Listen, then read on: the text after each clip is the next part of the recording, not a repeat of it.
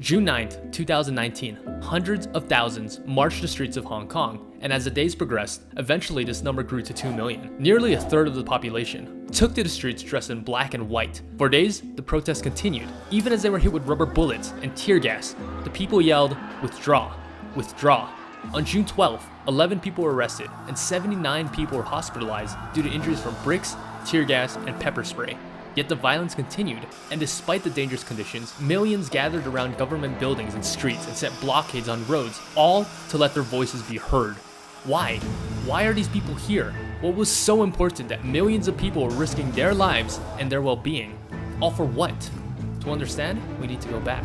In 1842, the First Opium War ended with China ceding control of Hong Kong Island to the Empire of Great Britain, and the colonies were expanded one more time in 1898 after obtaining a 99-year lease on the region known as the New Territories, making Hong Kong and the surrounding areas a British colony. However, this would only last until 1997, or 99 years, and then Britain would have to return Hong Kong to China. Hong Kong grew under British rule, expanding in economics, culture, and government. Hong Kong exploded and became the economic center of Asia. As Hong Kong grew, so did the differences between China. While Hong Kong had a Western-style government, China was mostly a communist state. As the years passed, 1997 drew closer, and the question in everyone's mind was, what's going to happen to Hong Kong?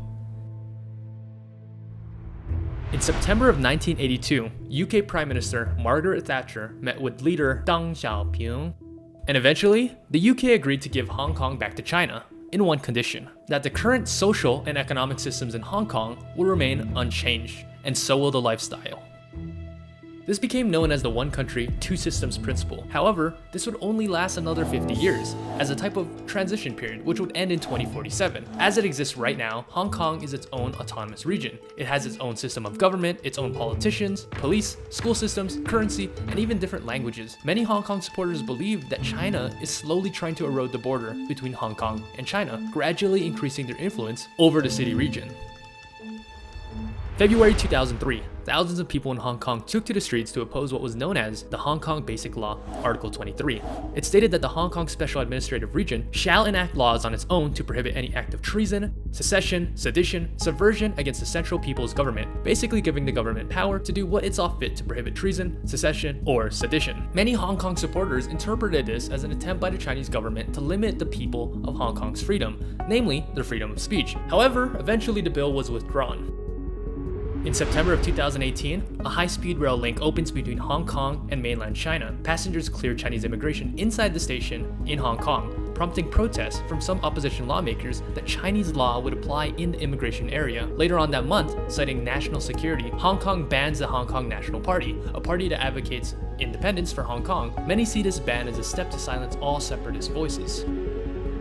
October 2018, one of the biggest bridges in the world, a 55-kilometer or 35-mile long bridge from Hong Kong to Macau to the mainland, is finally open. Protesters view this as an effort to further link Hong Kong to mainland China, re-emphasizing the fact that Hong Kong is part of China. Which brings us to today. Millions of protesters stormed the streets of Hong Kong. Chaos and complete pandemonium is what we see from the protests. Facing the brutal end of rubber bullets, tear gas, and water cannons, these protesters continue to press on. Why?